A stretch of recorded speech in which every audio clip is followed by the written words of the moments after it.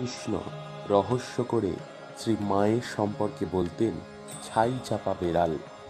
বেড়াল ছাইয়ের গাদার মধ্যে শুয়ে থাকলে যেমন তার গায়ের রং সঠিক কেউ বুঝতে পারে না, তেমনি সংসারে আর পাঁচজনের মধ্যে শ্রী মা এমনভাবে সাধারণ একজন হয়ে থাকতেন যে তাঁর স্বরূপ সাধারণের অজ্ঞাত ছিল। শুধু সাধারণের কাছে কেন, ঠাকুরের অন্তরঙ্গ পার্ষদদের কাছেও। তাই স্বামী বিবেকানন্দ ক্ষোভের সঙ্গে গুরুভাইদের আমেরিকা থেকে লিখছেন, মা ঠাকুরন কি বস্তু বুঝতে পারোনি, এখনো কেহই পারো না, ক্রমে পারবে। স্বামী প্রেমানন্দ লিখছেন, শ্রী শ্রী মাকে কি বুঝেছে, ঐশ্বর্যের লেশ নাই, ঠাকুরের বরং বিদ্যার ঐশ্বর্য ছিল, কিন্তু মায়ের তার বিদ্যার ঐশ্বর্য পর্যন্ত লুপ্ত। এ কি মহাশক্তি!